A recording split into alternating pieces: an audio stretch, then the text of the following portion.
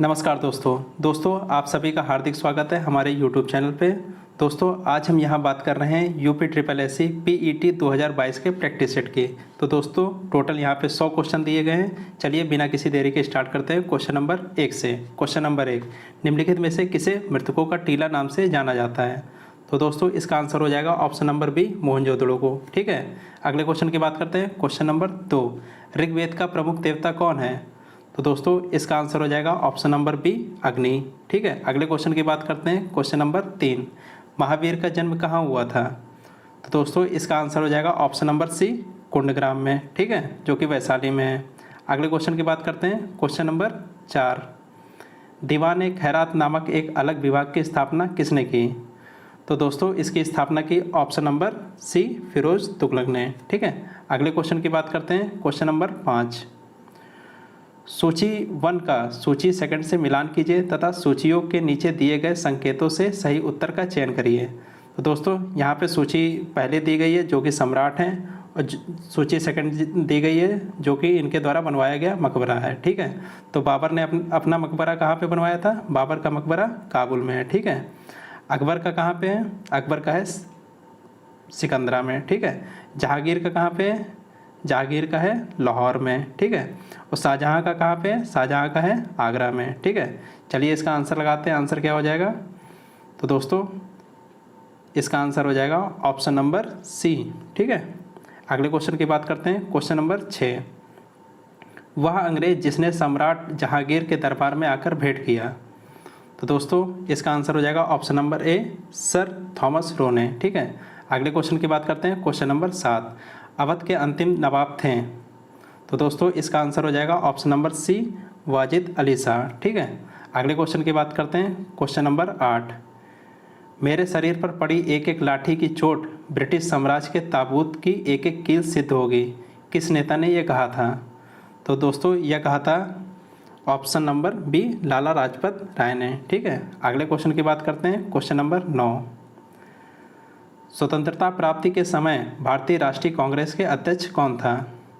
तो दोस्तों इसका आंसर हो जाएगा option number D, JB Kripalani. ठीक है, अगले क्वेश्चन की बात करते हैं। क्वेश्चन नंबर 10, कर्जन ने भारत का विभाजन कब किया? तो दोस्तों इसका आंसर हो जाएगा ऑप्शन नंबर ए, 1905 में। अगले क्वेश्चन की बात करते हैं। क्वेश्चन नंबर 11, पाक जल संधि भारत को किस देश से अलग करती है? तो दोस्तों इसका आंसर हो जाएगा ऑप्शन नंबर डी, श्रीलंका को अलग करती है। ठीक है, अगले क्वेश्चन की बात करते हैं। क्वेश्चन नंबर 12, उज्जैन किस नदी के तट पर स्थित है? तो दोस्तों उज्जैन है क्षिप्रा नदी के तट पर, तो इसका आंसर हो जाएगा ऑप्शन नंबर बी, क्षिप्रा नदी। ठीक है, अगले क्वेश्चन की बात करते हैं। क्वेश्चन नंबर 13, जिम कॉर्बेट राष्ट्रीय उद्यान भारत के किस राज्य में स्थित है? तो दोस्तों इसका आंसर हो जाएगा ऑप्शन नंबर ए, उत्तराखंड में स्थित है। ठीक है, अगले क्वेश्चन की बात करते हैं। क्वेश्चन नंबर 14, एम्स्टर्डम डैश की राजधानी है? एम्स्टर्डम किसकी राजधानी है? तो यह है नीदरलैंड की राजधानी। आंसर क्या हो जाएगा? Option B. ठीक है, अगले क्वेश्चन की बात करते हैं। क्वेश्चन नंबर 15, कौन से पर्वत एशिया को यूरोप से अलग करते हैं? तो दोस्तों इसका आंसर हो जाएगा ऑप्शन नंबर सी, यूराल पर्वत। ठीक है, अगले क्वेश्चन की बात करते हैं। क्वेश्चन नंबर 16, GST काउंसिल की अध्यक्षता कौन करता है? तो दोस्तों इसका आंसर हो जाएगा ऑप्शन नंबर डी, केंद्रीय वित्त मंत्री। ठीक है, अगले क्वेश्चन की बात करते हैं। क्वेश्चन नंबर 17, वाणिज्यिक बैंकों का राष्ट्रीयकरण कब हुआ? तो दोस्तों इसका राष्ट्रीयकरण हुआ 1969 में। आंसर क्या हो जाएगा? Option number C. ठीक है, अगले क्वेश्चन की बात करते हैं। क्वेश्चन नंबर 18, CRR का असंक्षिप्त रूप क्या है? तो दोस्तों बताइए CRR मतलब क्या होता है? ये होता है कैश रिजर्व रेशियो। ठीक है, हिंदी में इसे क्या कहते हैं? नगद आरक्षित अनुपात। आंसर क्या हो जाएगा? ऑप्शन नंबर बी, नगद आरक्षित अनुपात। ठीक है, अगले क्वेश्चन की बात करते हैं। क्वेश्चन नंबर 19, प्रधानमंत्री जन धन योजना की शुरुआत किस वर्ष की गई थी? तो दोस्तों आंसर हो जाएगा इसका ऑप्शन नंबर बी, 2014 में। ठीक है, अगले क्वेश्चन की बात करते हैं। क्वेश्चन नंबर 20, आर्थिक कार्यों के क्षेत्रक मुख्यतः कितने भागों में बटे हुए हैं? तो दोस्तों ये बटे हैं ऑप्शन नंबर सी, 3 भागों में। ठीक है, पहला कौन सा है? प्राइमरी, दूसरा द्वितीयक और तीसरा तृतीयक। ठीक है, अगले क्वेश्चन की बात करते हैं। क्वेश्चन नंबर 21, भारतीय संविधान की प्रस्तावना में किस प्रकार के न्याय की बात नहीं कही गई है? तो दोस्तों इसका आंसर हो जाएगा ऑप्शन नंबर ए लोकतांत्रिक। ठीक है, अगले क्वेश्चन की बात करते हैं। क्वेश्चन नंबर 22, अभिव्यक्ति की स्वतंत्रता किस मौलिक अधिकार के अंतर्गत आती है? तो दोस्तों इसका आंसर हो जाएगा ऑप्शन नंबर बी स्वतंत्रता के अधिकार के अंतर्गत। ठीक है, अगले क्वेश्चन की बात करते हैं। क्वेश्चन नंबर 23, निम्नलिखित में से कौन से भारतीय संसद के संगठक हैं? तो दोस्तों राष्ट्रपति भी है, राज्यसभा भी है, लोकसभा भी है। आंसर क्या हो जाएगा? ऑप्शन नंबर डी पहला, दूसरा और तीसरा। ठीक है, अगले क्वेश्चन की बात करते हैं। क्वेश्चन नंबर 24, भारत में उच्च न्यायालय की मुख्य न्यायाधीश बनने वाली पहली महिला कौन थी? तो दोस्तों इसका आंसर हो जाएगा ऑप्शन नंबर सी लीला सेठ। ठीक है, अगले क्वेश्चन की बात करते हैं। क्वेश्चन नंबर 25, किसी राज्य के राज्यपाल के रूप में नियुक्ति के लिए भारत के संविधान द्वारा निर्धारित न्यूनतम आयु कितनी है? तो दोस्तों आंसर हो जाएगा ऑप्शन नंबर डी 35 साल। ठीक है, अगले क्वेश्चन की बात करते हैं। क्वेश्चन नंबर 26, जब किसी वस्तु को दो समांतर समतल दर्पणों के बीच में रखा जाता है तो बने हुए प्रतिबिंबों की संख्या कितनी होगी? तो दोस्तों प्रतिबिंब कितना बनेंगे? अनंत। आंसर क्या हो जाएगा? ऑप्शन नंबर डी अनंत। ठीक है, अगले क्वेश्चन की बात करते हैं। क्वेश्चन नंबर 27, निम्नलिखित में से कौन सा अम्ल चींटी के डंक में पाया जाता है? तो दोस्तों इसका आंसर हो जाएगा ऑप्शन नंबर ए मेथनोइक अम्ल। ठीक है, अगले क्वेश्चन की बात करते हैं। क्वेश्चन नंबर 28, निम्नलिखित में से किस अम्ल को अम्लों का राजा कहा जाता है? तो दोस्तों आंसर हो जाएगा ऑप्शन नंबर डी सल्फ्यूरिक अम्ल। ठीक है, इसका फार्मूला क्या होता है सल्फ्यूरिक अम्ल का? H2SO4। ठीक है, अगले क्वेश्चन की बात करते हैं। क्वेश्चन नंबर 29, कवकों के अध्ययन को कहा जाता है? तो दोस्तों आंसर हो जाएगा इसका ऑप्शन नंबर सी माइकोलॉजी। ठीक है, अगले क्वेश्चन की बात करते हैं। क्वेश्चन नंबर 30, निम्नलिखित में से कौन सा जल में घुलने वाला विटामिन है? तो दोस्तों इसका आंसर हो जाएगा option number B vitamin C. ठीक है, जल में कौन सा घुलता है? जल में घुलता है बी और सी।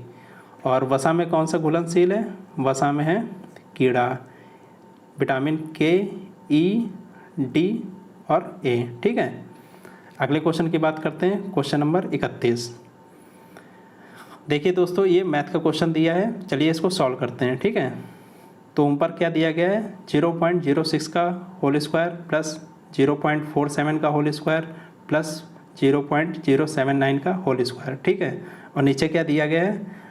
0.006 का होल स्क्वायर, 0.047 का होल स्क्वायर प्लस 0.0079 का होल स्क्वायर।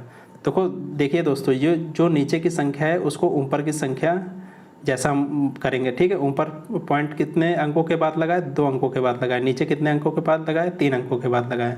तो देखिए नीचे इसमें ऊपर की संख्या तो वही उसी तरह रहेगी, 0.606 का होल स्क्वायर प्लस 0.47 का होल स्क्वायर प्लस 0.079 का होल स्क्वायर। ऊपर की संख्या एज इट इज रहेंगी। ठीक है, नीचे क्या लेंगे हम? नीचे 1/10 का होल स्क्वायर कॉमन ले लेंगे। ठीक है, तो नीचे की भी संख्या उसी तरह आ जाएगी, 0.06 का होल स्क्वायर। ठीक है, प्लस 0.47 का होल स्क्वायर। ठीक है, प्लस 0.079 का होल स्क्वायर। ठीक है, तो ऊपर की संख्या नीचे की संख्या बराबर है तो इससे ये पूरा कट जाएगा। ठीक है, आगे क्या आ जाएगा? 1/1/10 का होल स्क्वायर। ठीक है, तो बटे के नीचे बटा है तो ये 10 कहाँ चला जाएगा? ऊपर चला जाएगा। ठीक है, तो आंसर क्या हो जाएगा? 10 का होल स्क्वायर बराबर 100। आंसर क्या हो जाएगा? Option number C 100। ठीक है, अगले क्वेश्चन की बात करते हैं। क्वेश्चन नंबर 32, गौरव प्रतिदिन 800 रुपये कमाता है। कुछ हफ्ते बाद वह प्रतिदिन 900 रुपये कमाना शुरू कर देता है। उसकी दैनिक आय में कितने % वृद्धि हुई? तो दोस्तों पहले ही गौरव कितना कमाता है? पहले ही कमाता था 800, अब कितना कमा रहा है? 960 कमा रहा है। कितनी उसकी वृद्धि हुई? 160 रुपये हुई। और किससे वृद्धि हुई? 800 से। पहले 800 रुपये कमाता था ना, परसेंटेज निकालेंगे तो इसको 100 से गुणा कर देंगे। 2 जीरो से 2 जीरो कट गया। 160 को 8 से डिवाइड करेंगे, कितना आ जाएगा?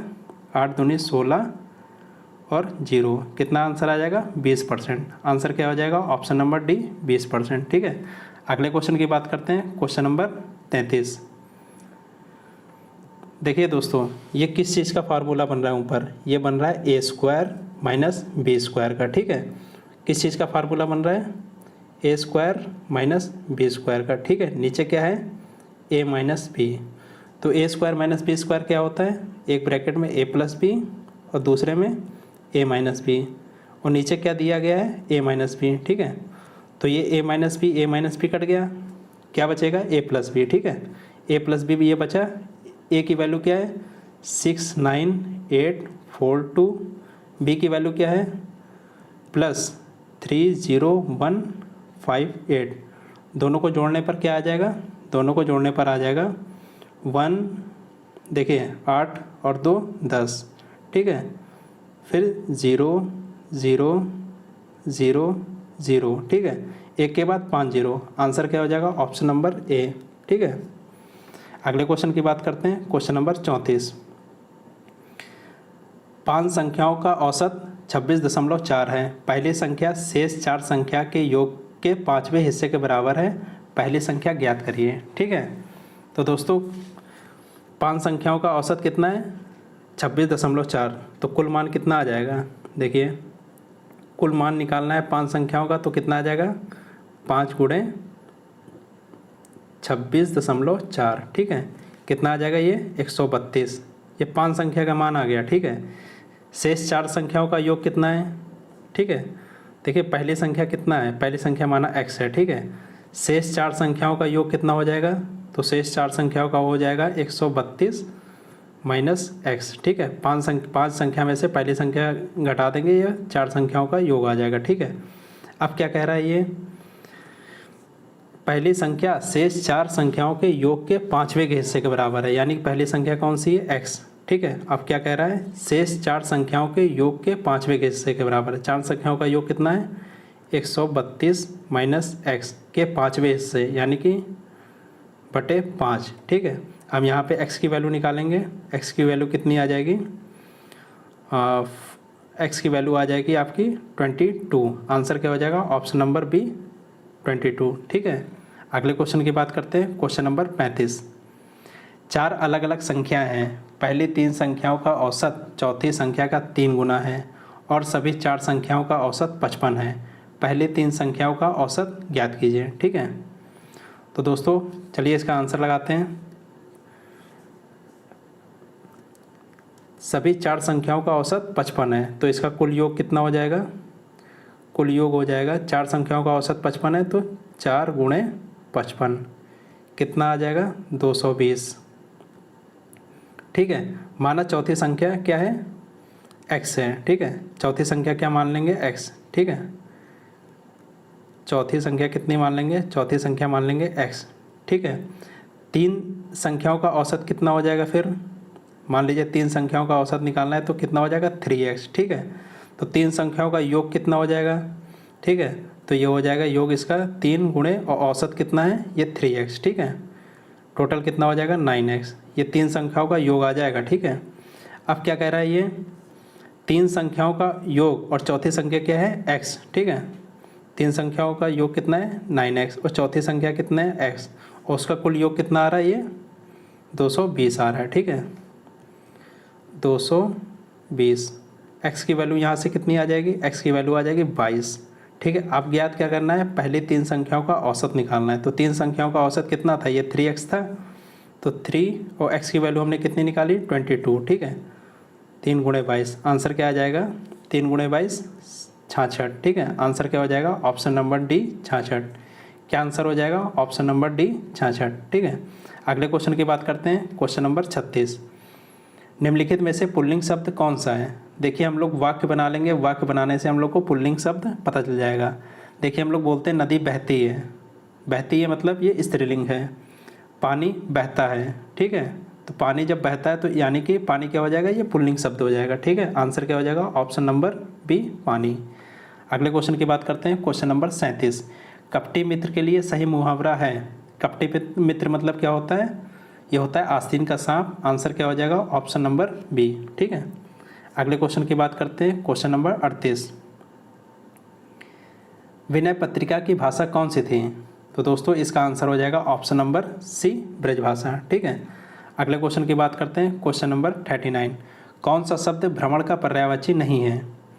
तो दोस्तों इसका आंसर हो जाएगा ऑप्शन नंबर ए सलब। सलब किस चीज़ का पर्यायवाची है? फिर सलब है टिड्डे का पर्यायवाची। ठीक है, सलब है टिड्डे का पर्यायवाची। ठीक है, अगले क्वेश्चन की बात करते हैं। क्वेश्चन नंबर 40, निम्नलिखित वाक्यों में शुद्ध वाक्य है। तो दोस्तों शुद्ध वाक्य निकालना है। ठीक है, श्री कृष्ण के अनेकों नाम हैं, तो ये अशुद्ध हो जाएगा क्योंकि ये अनेकों का यूज नहीं करते हैं। यहाँ भी अनेकों लिखा है, यहाँ पे भी अनेकों लिखा है, तो तीनों अशुद्ध हैं। शुद्ध कौन सा हो जाएगा? Option number D, Shri Krishna के अनेक नाम हैं। ठीक है, अगले क्वेश्चन की बात करते हैं। क्वेश्चन नंबर 41 से 45 तक। दोस्तों ये इंग्लिश का पैसेज दिया है, इसको आप सावधानीपूर्वक 2 बार कम से कम पढ़िएगा। ठीक है, मैं धीरे धीरे इसको ऊपर कर रहा हूँ, आप लोग इसको आराम से पढ़ लीजिएगा।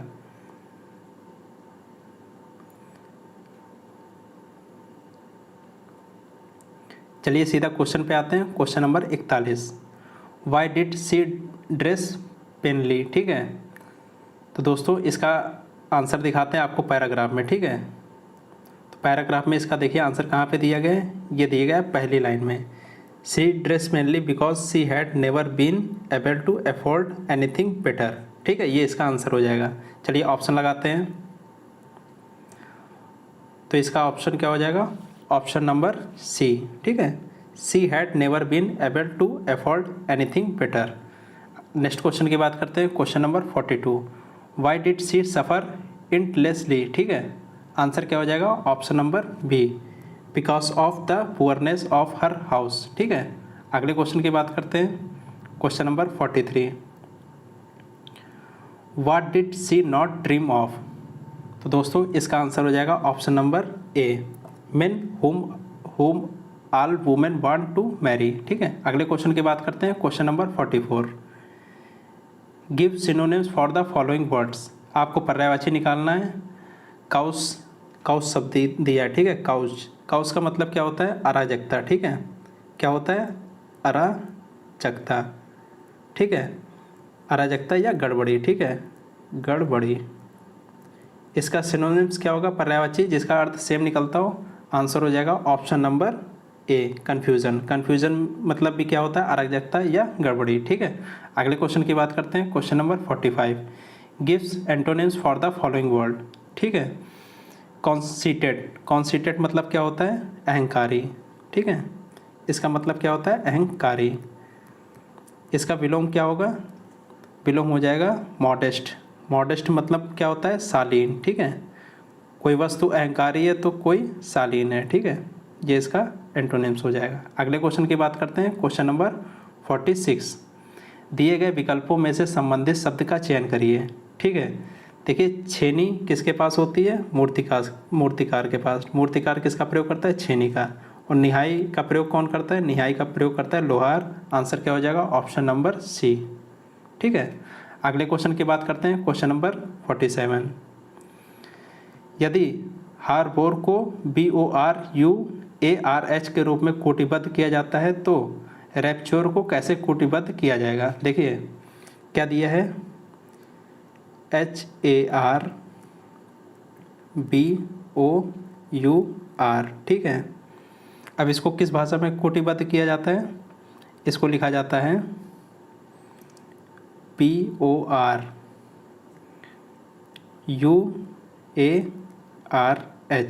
देखिए अगर इसको हम 1 मान लेते हैं, इसको 2 मानते हैं, इसको 3, इसको 4, इसको 5, इसको 6 और इसको 7। ठीक है, तो पहले ये क्या आएगा? इसमें पहले आएगा 4। ठीक है, देखिए पहले B आ रहा है, पहले आ रहा है 4, दूसरे पे क्या आ रहा है? 5। ठीक है, पहले 4 आ रहा है, दूसरे पे 5, तीसरे पे 3, 6। ठीक है, फिर क्या आ रहा है? दूसरा वर्ड आ रहा है, फिर 7वां वर्ड आ रहा है R, और फिर पहला वर्ड आ रहा है। ठीक है, तो इसी तरह इसमें भी लिखेंगे RAP, रैप्च्योर, TURE। ठीक है, ये अगर पहला है, ये दूसरा है, तीसरा है, चौथा है, 5वां है, छठा है, 7वां। पहले कौन सा आएगा? पहले आएगा चौथा यानी कि T आएगा। फिर कौन सा आएगा? 5वां, U आएगा। फिर कौन सा आएगा? ये तीसरा आएगा। तीसरा क्या है? P। फिर क्या आएगा? छठा। छठा क्या है? R। ठीक है, फिर क्या आएगा? दूसरा, फिर 7वां, फिर पहला। दूसरा क्या है? A, 7वां क्या है? E, और पहला क्या है आर, ठीक है, TUPRAER, ठीक है। आंसर क्या हो जाएगा ऑप्शन नंबर बी TUPRAER, ठीक है। अगले क्वेश्चन की बात करते हैं, क्वेश्चन नंबर 48। रीना अस्मित की पत्नी है, ठीक है। क्वेश्चन क्या कह रहा है, जो रीना है, ठीक है, ये रीना क्या है, किसकी पत्नी है, अस्मित की, ठीक है। ये अस्मित की पत्नी है, पत्नी है तो इसको माइनस लिख देंगे, ये पति है तो इसको प्लस लिख देंगे। आगे क्या कह रहा है, आदित्य रानी का पति है, ठीक है। क्या कह रहा है, ये आदित्य है, आदित्य को AD से लिखेंगे, ये किसका पति है, रानी का, ठीक है, RA, रानी का पति है, रानी को माइनस, आदित्य को प्लस, ठीक है। अब आगे क्या कह रहा है, रानी के ससुर रीना की इकलौती बेटी सिया के दादा हैं। रीना की इकलौती बेटी, ठीक है, रीना की बेटी कौन है, सिया के दादा हैं, कौन है, रानी के ससुर। रानी के ससुर मतलब आदित्य के पिताजी, ठीक है, आदित्य के पिताजी। सिया के दादा हैं मतलब सिया के पिताजी हैं, ठीक है। तो ये सिया के पिताजी हैं, अस्मित के भी पिताजी हैं, आदित्य के भी पिताजी हैं, तो यानी कि अस्मित और आदित्य क्या हुए, भाई भाई हुए दोनों, ठीक है। आगे क्या कह रहा है, अस्मित का आदित्य से क्या संबंध है, तो देखिए अस्मित आदित्य का क्या हुआ, ये भाई हुआ। आंसर क्या हो जाएगा ऑप्शन नंबर सी, ठीक है। अगले क्वेश्चन की बात करते हैं, क्वेश्चन नंबर 49। यदि 5 जनवरी 2011 को बृहस्पतिवार था तो 1 जनवरी 2013 को सप्ताह का कौन सा दिन होगा। देखिए 5 जनवरी 11 को क्या था, बृहस्पतिवार था, ठीक है। तो अगर मान लीजिए 4 दिन घटाते हैं तो 1 जनवरी 2011 को क्या रहा होगा, 1 जनवरी 2011 को रहा होगा रविवार, ठीक है। तो अगले साल 1 जनवरी 2012 में क्या होगा, ये होगा सोमवार, ठीक है। अब इसी तरह 1 जनवरी 2013 में क्या रहेगा, ये रहेगा बुधवार। क्यों रहेगा बुधवार, 2 क्यों बढ़ा देंगे, क्योंकि 2012 है, ये लीप ईयर होता है और लीप ईयर में फरवरी 29 डेज़ की होती है, ठीक है। जब 1 जनवरी 2013 को बुधवार, ठीक है, बुधवार हो जाएगा, ठीक है। आंसर क्या हो जाएगा ऑप्शन नंबर बी बुधवार। अगले क्वेश्चन की बात करते हैं, क्वेश्चन नंबर 50। 4 शब्द दिए गए हैं जिनमें से 3 किसी न किसी तरह से समान हैं और एक असमान, उस असमान शब्द का चयन करिए, ठीक है। दोस्तों अंधा, बहरा और गूंगा, ये क्या है, ये शारीरिक विकृति है, ये क्या है, शारीरिक विकृति है, ठीक है। और जबकि विवर क्या है, छिद्र। विवर किसे बोलते हैं, छिद्र या गुफा को बोलते हैं, ठीक है। असमान क्या हो जाएगा ऑप्शन नंबर ए विवर। अगले क्वेश्चन की बात करते हैं, क्वेश्चन नंबर 51। भारत संयुक्त अरब अमीरात UAE व्यापक आर्थिक भागीदारी समझौता किस तिथि से आधिकारिक रूप से लागू हो रहा है, तो यह लागू हो रहा है 1 मई 2022 से। आंसर क्या हो जाएगा ऑप्शन नंबर ए, ठीक है। अगले क्वेश्चन की बात करते हैं, क्वेश्चन नंबर 52। देश के पहले अनाज आधारित इथेनॉल संयंत्र की स्थापना कहाँ से की गई, तो दोस्तों यह की गई पूर्णिया से, और पूर्णिया कहाँ पे है, पूर्णिया है बिहार में, ठीक है। अगले क्वेश्चन की बात करते हैं, क्वेश्चन नंबर 53। फरवरी 2022 में भारतीय प्रतिभूति एवं विनिमय बोर्ड सेबी ने किसकी अध्यक्षता में वैकल्पिक निवेश नीति पर सलाहकार समिति का पुनर्गठन किया है, तो दोस्तों इसका आंसर हो जाएगा option number B NR Narayana Murthy. Answer क्या हो जाएगा ऑप्शन नंबर बी, ठीक है। क्या हो जाएगा आंसर ऑप्शन नंबर बी, ठीक है, NR नारायण मूर्ति। अगले क्वेश्चन की बात करते हैं, क्वेश्चन नंबर 54। मई 2022 में इंडियन ऑयल कॉरपोरेशन ने असम के किस जिले में पायलट आधार पर मेथनॉल के मिश्रण वाला M15 पेट्रोल लॉन्च किया, ठीक है। तो दोस्तों इसका आंसर हो जाएगा ऑप्शन नंबर सी तिनसुकिया, ठीक है। अगले क्वेश्चन की बात करते हैं, क्वेश्चन नंबर 55। हाल ही में भारतीय विज्ञान संस्थान बेंगलुरु के नेतृत्व में किए गए अध्ययन में किस नदी में माइक्रोप्लास्टिक पाया गया जिसके कारण मछलियों के विकास प्रभावित हो रहा है, तो दोस्तों इसका आंसर हो जाएगा ऑप्शन नंबर ए कावेरी नदी, ठीक है। अगले क्वेश्चन की बात करते हैं, क्वेश्चन नंबर 56। मार्च 2022 में केंद्रीय मंत्री नितिन गडकरी ने नई दिल्ली में विश्व की सबसे उन्नत तकनीकी विकसित green hydrogen fuel cell electric वाहन लॉन्च किए गए वाहन का क्या नाम है, तो दोस्तों आंसर हो जाएगा option number D Toyota Mirai, ठीक है। अगले क्वेश्चन की बात करते हैं, क्वेश्चन नंबर 57। फरवरी मार्च 2022 में 5 राज्यों में विधानसभा चुनाव संपन्न हुए। विकल्प में से कौन सा राज्य इन 5 राज्यों में शामिल नहीं है? तो दोस्तों फरवरी 2022 में कहाँ पे चुनाव हुए? गोवा, उत्तराखंड और पंजाब में। कहाँ पे नहीं हुए? सिक्किम में नहीं हुए। आंसर क्या हो जाएगा? Option number B. ठीक है, अगले क्वेश्चन की बात करते हैं। Question number 58। दिसंबर 2021 में प्रधानमंत्री नरेंद्र मोदी ने गंगा एक्सप्रेसवे की आधारशिला रखी। इस एक्सप्रेसवे के संदर्भ में विकल्प में से कौन सा तथ्य सही नहीं है? तो दोस्तों 18 दिसंबर 2021 को प्रधानमंत्री नरेंद्र मोदी ने शाहजहांपुर उत्तर प्रदेश में इस एक्सप्रेसवे की आधारशिला रखी। यह सही है। यह एक्सप्रेसवे पूर्वी उत्तर प्रदेश को पश्चिमी उत्तर प्रदेश से जोड़ेगा। ये भी सही है। इस एक्सप्रेसवे की लंबाई 593.9 किलोमीटर है। ये भी सही है। तो क्या गलत है? ऑप्शन नंबर डी गलत है। ठीक है, अगले क्वेश्चन की बात करते हैं। Question number 59। अगस्त 2021 में राष्ट्रपति से मंजूरी मिलने के बाद 127वें संविधान संशोधन विधेयक 2021 को किस अधिनियम के रूप में अनुसूचित किया गया है? तो दोस्तों इसका आंसर हो जाएगा ऑप्शन नंबर सी, 105वां संशोधन अधिनियम 2021। ठीक है, अगले क्वेश्चन की बात करते हैं। Question number 60। नवंबर 2021 में कौन स्वीडन की पहली महिला प्रधानमंत्री चुनी गई है? तो दोस्तों इसका आंसर हो जाएगा option number D, Magdalena Anderson. ठीक है, अगले क्वेश्चन की बात करते हैं। Question number 61। Hariprasad Chaurasia dash बजाने के लिए जाने जाते हैं। तो ये क्वेश्चन मैंने आपको प्रीवियस प्रैक्टिस सेट में करा चुका हूँ। तो इसका आंसर बताइए आप लोग। इसका आंसर हो जाएगा ऑप्शन नंबर सी, बांसुरी। ठीक है, अगले क्वेश्चन की बात करते हैं। Question number 62। द्वीप क्षेत्रों सहित भारत के समुद्री तट की अनुमानित लंबाई कितनी है? तो बताइए। इसका आंसर हो जाएगा ऑप्शन नंबर सी, 7516.6 किलोमीटर। ठीक है, अगले क्वेश्चन की बात करते हैं। Question number 63। निम्नलिखित में से कौन सा देश आसियान का सदस्य नहीं है? तो दोस्तों इसका आंसर हो जाएगा ऑप्शन नंबर बी, चीन। ठीक है, अगले क्वेश्चन की बात करते हैं। Question number 64। BC रॉय पुरस्कार किस क्षेत्र में दिया जाता है?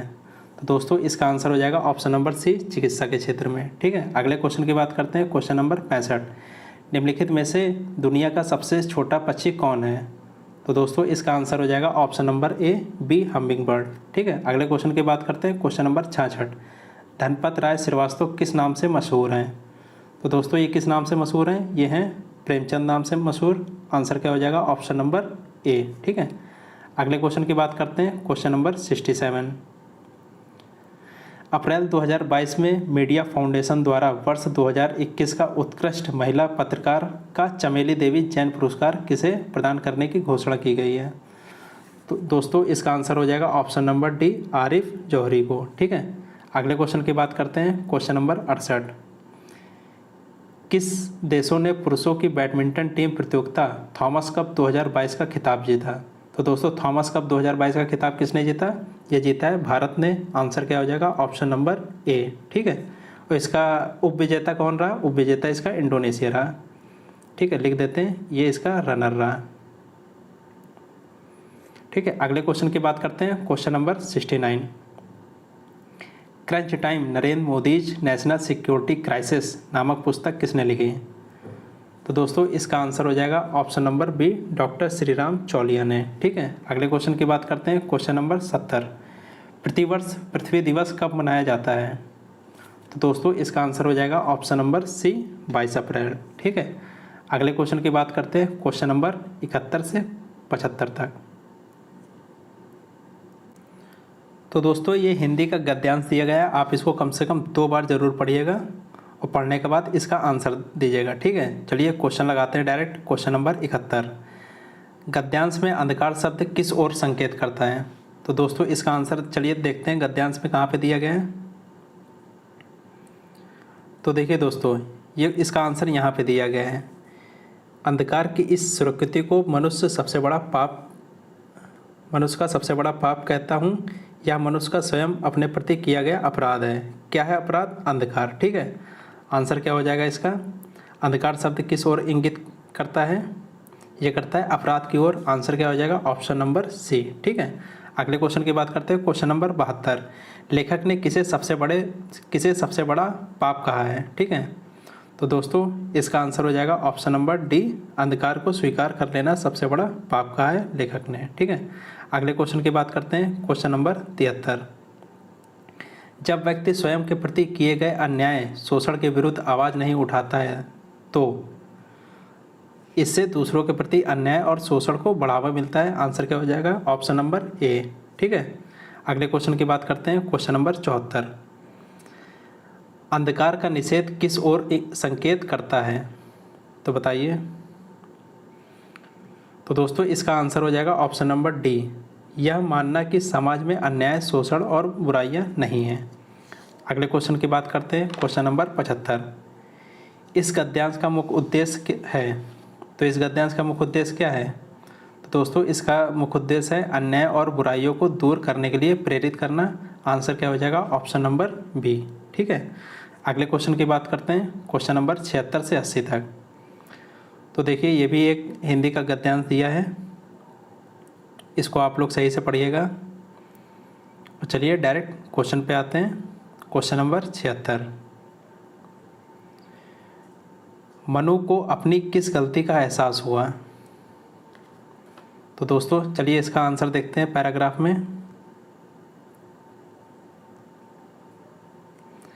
तो मनु को किस गलती का एहसास हुआ? वगैरह का उपयोग ना करना। ठीक है, चलिए इसका आंसर लगाते हैं। तो दोस्तों इसका आंसर हो जाएगा ऑप्शन नंबर ए, उन्होंने डायरी में वगैरह शब्द का प्रयोग किया था जो कि नहीं करना चाहिए था। ठीक है, अगले क्वेश्चन की बात करते हैं। क्वेश्चन नंबर 77, गांधी जी ने वगैरह शब्द पर अपनी आपत्ति क्यों जताई? तो दोस्तों इसका आंसर हो जाएगा ऑप्शन नंबर डी। ठीक है, देखते हैं ये पैराग्राफ में कहाँ पे दिया है।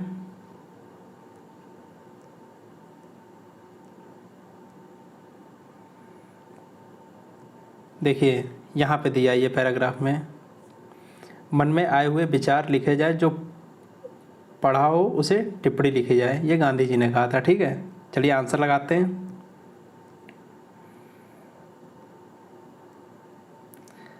तो दोस्तों इसका आंसर हो जाएगा ऑप्शन नंबर डी, वगैरह शब्द में कार्य और विचार की स्पष्टता नहीं रहती है। ठीक है, अगले क्वेश्चन की बात करते हैं। क्वेश्चन नंबर 78, गांधी जी ने डायरी लिखने को इबादत करने जैसा क्यों कहा? तो दोस्तों इसका आंसर हो जाएगा ऑप्शन नंबर ए। ठीक है, दोनों में सच्चाई और ईमानदारी चाहिए। ठीक है, अगले क्वेश्चन की बात करते हैं। क्वेश्चन नंबर 79, डायरी लिखना इसलिए महत्वपूर्ण है क्योंकि, क्यों डायरी लिखना महत्वपूर्ण है? तो दोस्तों इसका आंसर हो जाएगा ऑप्शन नंबर बी, इसमें व्यक्ति स्वयं का विश्लेषण करता है और स्वयं मूल्यांकन भी करता है, इसलिए डायरी लिखना महत्वपूर्ण है। ठीक है, अगले क्वेश्चन की बात करते हैं। क्वेश्चन नंबर 80, गांधी जी प्रतिदिन डायरी पढ़कर क्या करते थे? तो दोस्तों इसका आंसर हो जाएगा ऑप्शन नंबर डी, डायरी पर हस्ताक्षर करते थे और यह देखते थे कि व्यक्ति अपने कार्य और विचार में किस दिशा में जा रहा है। ठीक है, अगले क्वेश्चन की बात करते हैं। क्वेश्चन नंबर 81 से 85 तक। निम्न बार ग्राफ 2014 से 18 तक 5 वर्षों के दौरान ए और बी संस्थानों में विज्ञान पाठ्यक्रम के लिए निम्नांकित छात्रों की संख्या को दर्शाता है। दोस्तों देखिए ये बार ग्राफ है, इसमें एक संस्था है ए जो कि लाइट कलर से दी गई है और डार्क कलर से दी गई है संस्था बी, यानी कि ये जो संस्था है ये पहली वाली संस्था ए है और ये जो दूसरी वाली संस्था है ये संस्था क्या है? ये बी है। ठीक है, ये 2014 की बात है, ये 2015, 2016, 17 और ये 18। ठीक है, अगले डायरेक्ट आइए क्वेश्चन पे बात करते हैं। देखिए दोस्तों क्वेश्चन क्या कह रहा है, 2015 और 17 में संस्थान बी में नामांकित छात्रों की कुल संख्या और 2014 और 16 में संस्थान ए में नामांकित छात्रों की कुल संख्या का अनुपात ज्ञात करिए। तो दोस्तों देखिए 15 और 17 में संस्थान बी में नामांकित छात्रों की कुल संख्या कितनी है? चलिए निकालते हैं। 2015 और 17 में, ठीक है, संस्थान बी में नामांकित छात्रों की संख्या कितनी है? 15 में कितनी है? 360 संस्थान बी में। ठीक है, और 16 में कितनी है? 335। टोटल कितना हो जाएगा? टोटल हो जाएगा 5, 6, 3, 9 और ये 3, 3, 6। ठीक है, 2014 और 16 में, ठीक है, 2014 और 16 में संस्थान ए में नामांकित छात्रों की संख्या कितनी है? 2014 में 160। 16 में कितनी है? 16 में है 300। टोटल कितना हो जाएगा? ये 460। अब इसमें क्या पूछ रहा है? 460 क्या पूछ रहा है? नामांकित छात्रों की कुल संख्या का अनुपात ज्ञात करना है। तो देखिए अनुपात ज्ञात करना है। अनुपात कितना हो जाएगा? 695।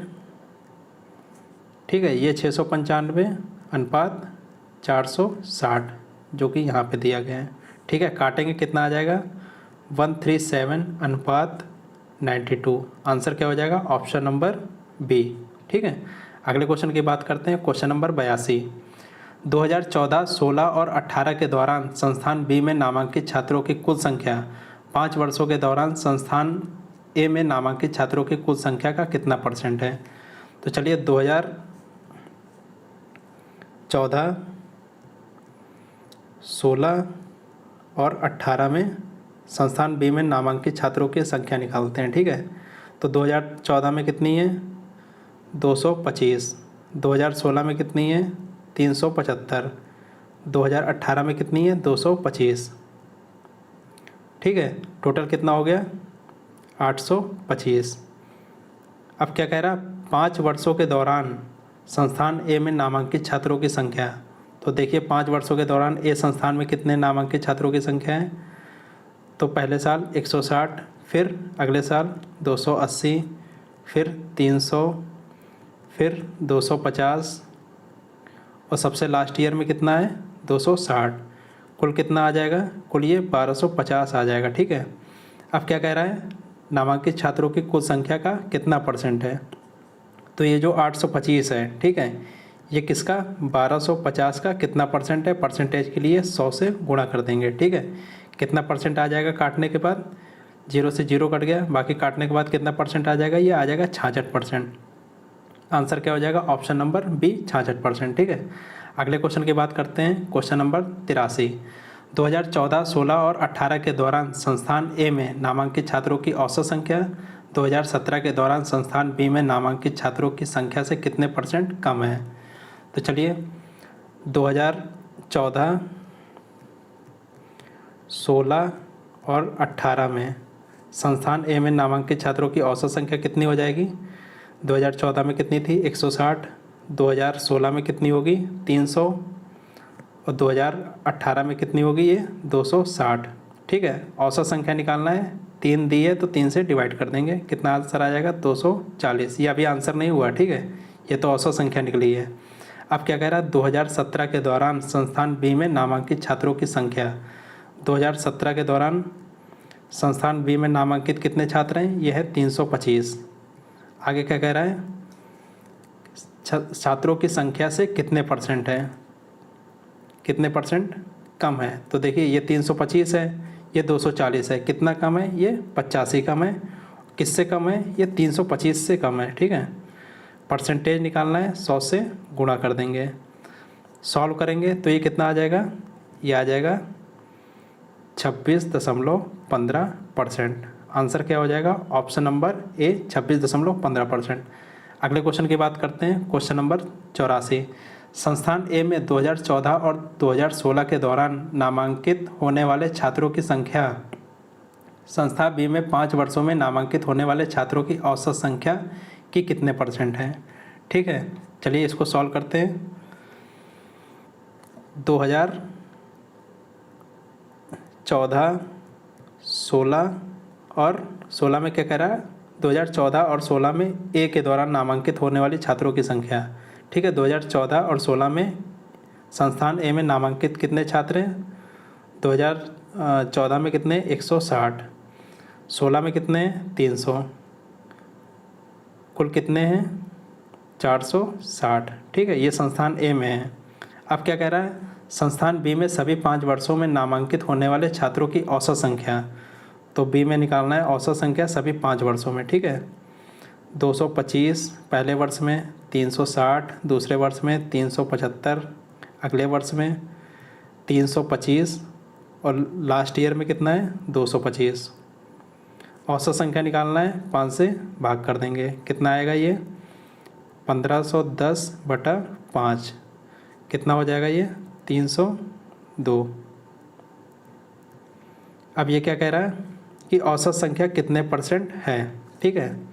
तो ये जो 400 है, ठीक है, 460, ये किसका 302 का कितना परसेंट है, परसेंटेज निकालना है तो 100 से गुणा कर देंगे। इसको जब काटेंगे तो कितना आंसर आ जाएगा, ये आंसर इसका आ जाएगा 152.3%। आंसर क्या हो जाएगा, ऑप्शन नंबर डी 152.3%, ठीक है, ये इसका आंसर हो जाएगा। चलिए अगले क्वेश्चन की बात करते हैं। Question number 85। संस्थान ए में 2015, 16 और 18 के दौरान नामांकित होने वाले छात्रों की संख्या का औसत संस्थान बी में 2015 के दौरान नामांकित होने वाले छात्रों की संख्या से कितने परसेंट कम है। तो देखिए 2015, 16 और 18 में, ठीक है, 2015, 16 और 18 में संस्थान ए में नामांकित होने वाले छात्रों का औसत देखें कितना है। 2015 में कितना है 280, 16 में कितना है 300, 17 में कितना है 260। औसत निकालना है, 3 से भाग कर देंगे, कितना आएगा 840/3, कितना हो जाएगा 280। ये इसका औसत है, कितना औसत है 280, ठीक है। यहाँ पे लिख देते हैं नीचे कितना आ जाएगा, ये 280, ये इसका औसत है। आगे क्या कह रहा है, संस्थान बी में 2015 के दौरान नामांकित होने वाले छात्रों की संख्या। तो 2015 में संस्थान बी में कितना नामांकित होने वाले छात्रों की संख्या थी, ये थी 360। क्या कह रहा है, कितने परसेंट कम है, ठीक है। तो 360 से 280 कितना कम है, ये कम है 80। किससे कम है, ये 360 से। परसेंटेज निकालना है तो 100 से गुणा कर देंगे, ये 0 से 0 कट गया। काटने पे आंसर कितना आ जाएगा, ये काटने पे आ जाएगा 22.2%। आंसर क्या हो जाएगा, ऑप्शन नंबर बी 22.2%। चलिए अगले क्वेश्चन की बात करते हैं। क्वेश्चन नंबर 86 से 90 तक। नीचे दिए गए दंड चित्र में एक विद्यालय में वर्ष 2000 से 2004 तक के छात्रों की संख्या, जो कि ये दी है 00 यानी कि 100 में, ठीक है, ये संख्या कितने 100 में दी गई है, को दर्शाया गया है, ठीक है। चलिए देखिए ये ग्राफ है, वो ग्राफ में क्या कह रहा है, 2000 में कितनी संख्या थी 10, और 10 ये किसमें, ये इसमें 100 से गुणा कर देंगे, इसकी कुछ टोटल एक्चुअल वैल्यू कितनी आ जाएगी, 100 से गुणा कर देने पे ये आ जाएगी 10,000, ठीक है। ये दिया गया है 10,000, ये दिया गया है 12,000, ये 14,000, ये सब हज़ार में दिए गए हैं, ठीक है। ये देखिए ये क्या होता है हज़ार में, ये 15,000, ये 16,000, ठीक है। चलिए डायरेक्ट क्वेश्चन पे आते हैं। क्वेश्चन क्या कह रहा है, वर्ष 2000 से वर्ष 2000 तक छात्रों की औसत संख्या कितनी है, ठीक है। तो औसत संख्या है, चलिए देखते हैं ग्राफ में। देखिए 2000 में कितनी है, सन 2000 में है ये 10, ठीक है। औसत संख्या निकालना है तो 10। 2001 में कितनी है, ये है 12, ठीक है। और 2002 में कितनी है, 2002 में देखिए कितनी हो जाएगी, ये 14, ठीक है। इसकी औसत संख्या निकालना है तो ये 3 से डिवाइड कर देंगे, ठीक है। टोटल कितना आ जाएगा 36/3, ठीक है। कितना आ जाएगा 36/3, ये आ जाएगा 12, और ये 12 किस में, हज़ार में है, ठीक है। तो ये कितना आ जाएगा 12,000। आंसर क्या हो जाएगा, ऑप्शन नंबर बी 12,000, ठीक है। अगले क्वेश्चन की बात करते हैं। Question number 87। वर्ष 2002 तथा वर्ष 2003 में छात्रों की कुल संख्या कितनी है। तो 2002 में कितनी है, 2002 में है 1400, ठीक है, ये 100 में है। और 2003 में कितनी है, ये 1500 है। टोटल कितनी हो जाएगी, ये हो जाएगी 2900। आंसर क्या हो जाएगा, ऑप्शन नंबर ए 2900, ठीक है। अगले क्वेश्चन की बात करते हैं। Question number 88। वर्ष 2004 तथा वर्ष 2000 के बीच में छात्रों की कुल संख्या में कितना अंतर है। तो दोस्तों 2004 में कितना है, ये 2004 में है 1600, ठीक है। और वर्ष 2000 में कितना है, ये है 1000। अंतर कितना हो जाएगा, ये हो जाएगा 600। आंसर क्या हो जाएगा, ऑप्शन नंबर डी 600, ठीक है। अगले क्वेश्चन की बात करते हैं, क्वेश्चन नंबर 89। वर्ष 2003 के छात्रों का कितना परसेंट वर्ष 2000 के छात्रों से अधिक है? तो 2003 में कितना है? 2003 में कितना है? 15, ठीक है। और सन 2000 में कितना है? 2000 में है 10। कितना कम है? वो 2000 के छात्रों से कितना अधिक है? ये है 5 अधिक। किससे अधिक है? 10 से, ठीक है। परसेंटेज निकालेंगे, 100 से गुणा कर देंगे, ठीक है। 0 से 0 कट गया, ये आ जाएगा 50, ठीक है। आंसर क्या आ जाएगा? Option number C, 50। अगले क्वेश्चन की बात करते हैं, क्वेश्चन नंबर 90। वर्ष 2001 और 2002 के छात्रों की औसतन संख्या वर्ष 2004 के छात्रों की संख्या का कितना परसेंट है? ठीक है। तो दोस्तों इसका आंसर आप लोग कमेंट बॉक्स में दीजिएगा। देखिए 2000 और 2001 के छात्रों की औसत संख्या निकालना है, ठीक है।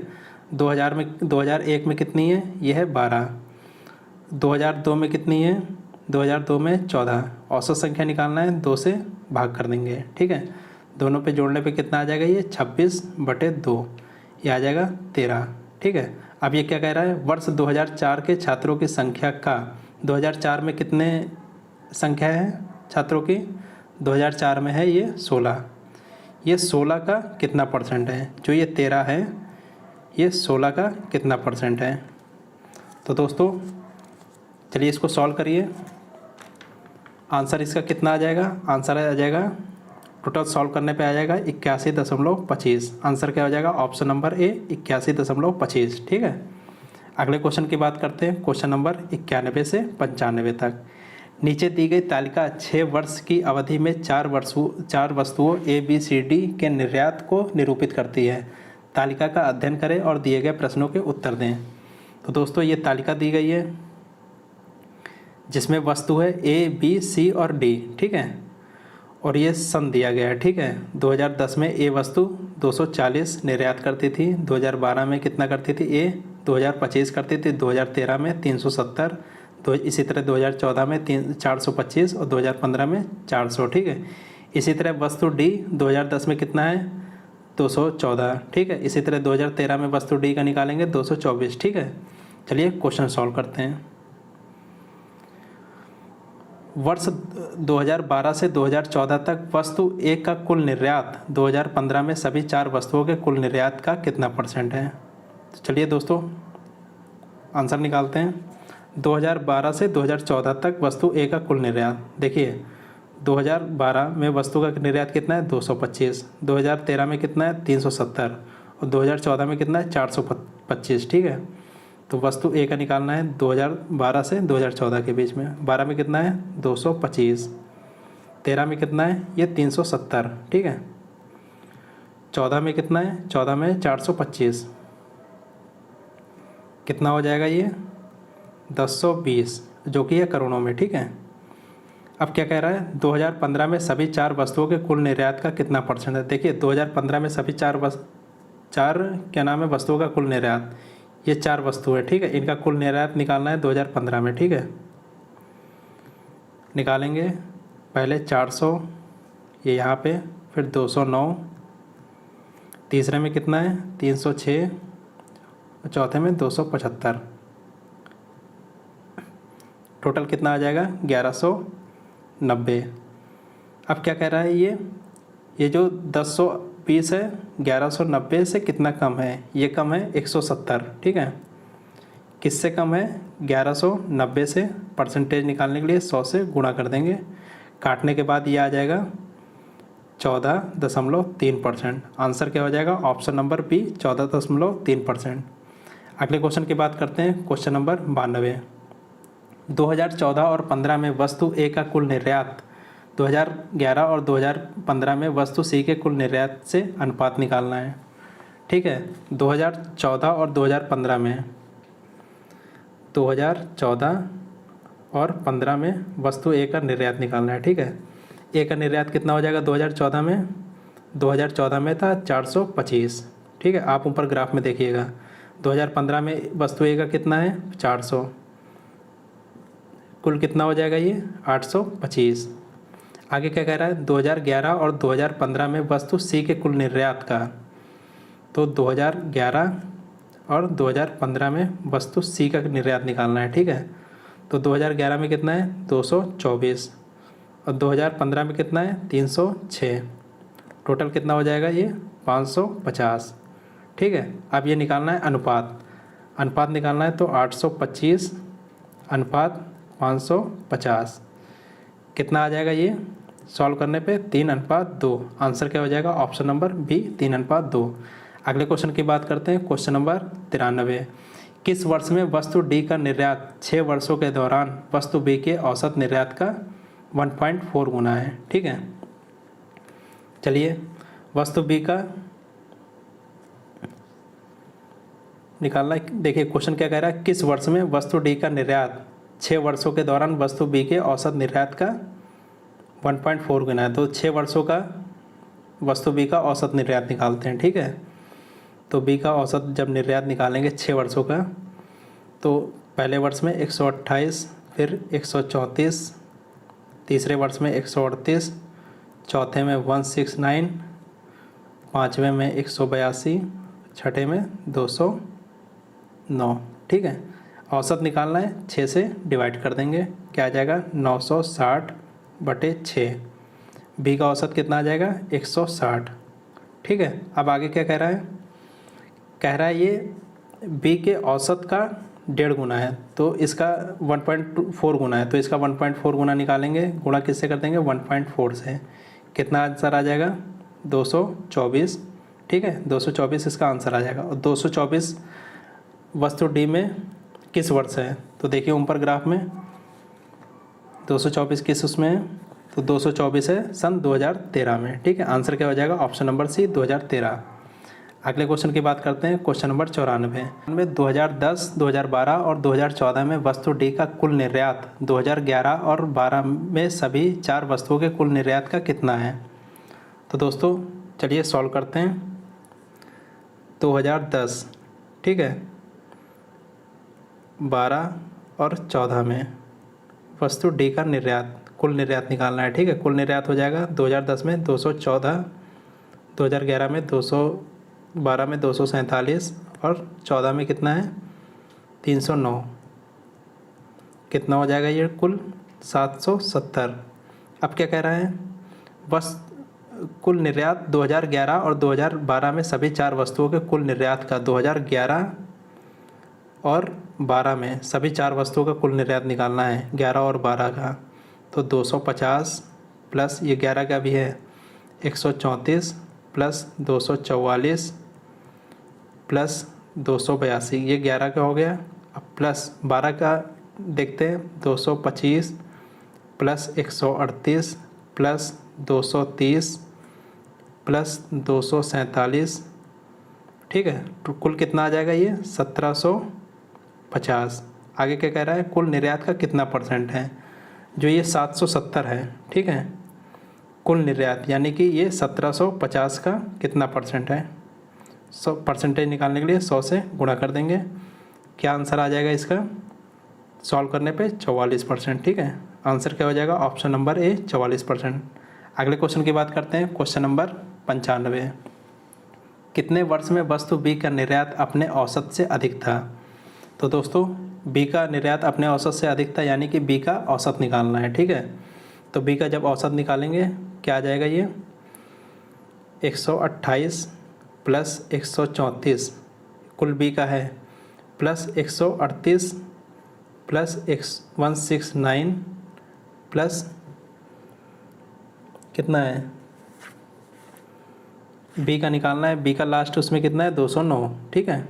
सन 2015 में औसत निकालना है, तो 6 से भाग कर देंगे, ठीक है। क्या आ जाएगा 960/6, 960/6 160। तो 160 से ज़्यादा किस किस वर्ष में है, 2013 में 169, तो ये 160 से ज़्यादा है। 2014 में 182 है, ये भी 160 से ज़्यादा है। 2015 में 209 है, ये भी 160 से ज़्यादा है, यानी कि कितने वर्षों में है 3 वर्षों में है। आंसर क्या हो जाएगा ऑप्शन नंबर डी 3 वर्षों में, ठीक है। अगले क्वेश्चन की बात करते हैं, क्वेश्चन नंबर 96 से 100। निम्नलिखित तालिका का अध्ययन करें और निम्न प्रश्नों के उत्तर दें।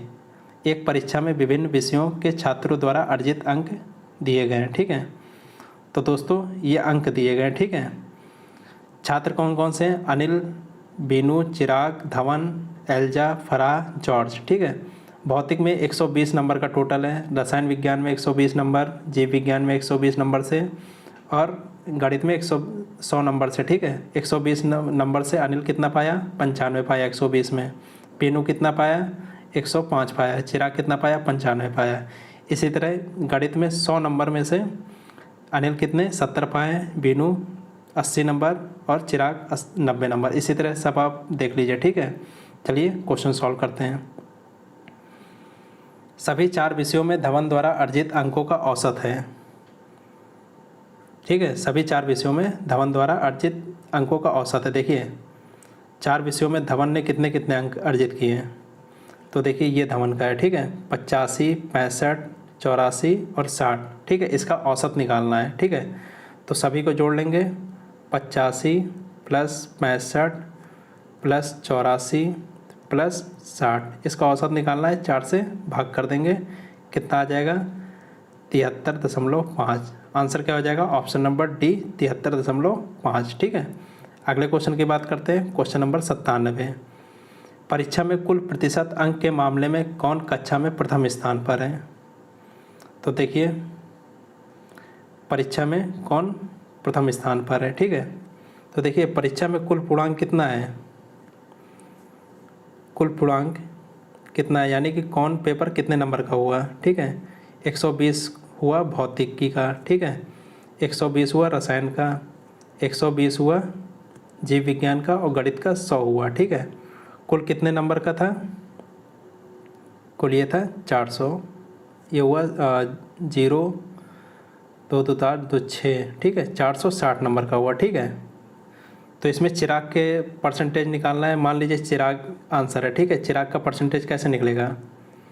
चिराग का, ठीक है, चिराग का निकलेगा। चिराग देखिए भौतिक में कितना पाया? 95, ठीक है। रसायन विज्ञान में कितना पाया? 65 और 73 पाया जीव विज्ञान में, ठीक है, प्लस 73। और 90 किस में पाया? 90 पाया गणित में। कितने में से पाया ये? 460 में से, ठीक है। परसेंटेज निकालना है तो 100 से गुणा कर देंगे, ठीक है। क्या आ जाएगा इसका आंसर? 70.21, जो कि सबसे ज़्यादा है, ठीक है। अगर इसका निकालेंगे, देखिए 70 से कम आएगा, इसका भी 70 से कम आएगा, एल्जा का भी 70 से कम आएगा। आंसर क्या हो जाएगा? ऑप्शन नंबर बी, चिराग, ठीक है। अगले क्वेश्चन की बात करते हैं, क्वेश्चन नंबर 98। कितने छात्रों ने परीक्षा में 60% से अधिक अंक हासिल किए? तो दोस्तों इसका आंसर हो जाएगा ऑप्शन नंबर बी, 6 लोगों ने 60% से अधिक अंक अर्जित किए, ठीक है। अगले क्वेश्चन की बात करते हैं, क्वेश्चन नंबर 99। सभी छात्रों का रसायन विज्ञान में औसतन अंक है, ठीक है। तो रसायन विज्ञान में औसतन अंक निकालेंगे सभी छात्रों का।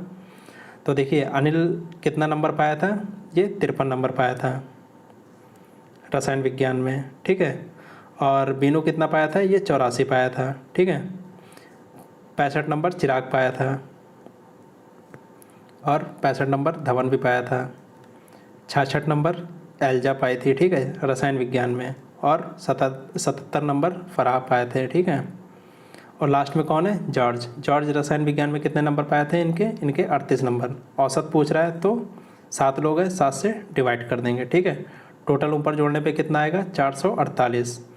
7 से डिवाइड कर देंगे, कितना आ जाएगा? 64। आंसर क्या आ जाएगा? ऑप्शन नंबर ए, 64, ठीक है। अगले क्वेश्चन की बात करते हैं और लास्ट क्वेश्चन है क्वेश्चन नंबर 100। चिराग का भौतिकी में प्राप्तांक प्रतिशत और गणित में प्राप्तांक प्रतिशत का औसत है। देखिए भौतिकी में कितना नंबर पाया था चिराग? 95 नंबर पाया था। कितने में से? ये 120 में से, ठीक है। इसका परसेंटेज निकालेंगे, 100 से गुणा कर देंगे, ठीक है। ये इसका परसेंटेज आएगा 475/6। अभी देखिए पूरा इसको सॉल्व करेंगे, ठीक है। ये गणित में कितना पाया था? गणित में देखिए 90 नंबर पाया था। कितने में से? 100 में से। परसेंटेज निकालना है, 100 से गुणा कर देंगे तो 100 से 100 कट जाएगा। कितना परसेंटेज आएगा गणित में? 90%। क्या पूछ रहा है? गणित में प्राप्तांक प्रतिशत का औसत है। देखिए औसत निकालना है दोनों का। तो देखिए ये आ गया भौतिकी का और ये गणित का, इन दोनों का औसत निकालना है। तो औसत निकालने के लिए दोनों को जोड़ देंगे, 475/6, ठीक है। दूसरा क्या है? 90। औसत निकालना है तो डिवाइड बाई 2, कितना आ जाएगा ये 1015/2। सॉल्व करने पे कितना आ जाएगा ये 84.6। ठीक है, परसेंटेज। आंसर क्या हो जाएगा ऑप्शन नंबर सी 84.6%। ठीक है, धन्यवाद मित्रों।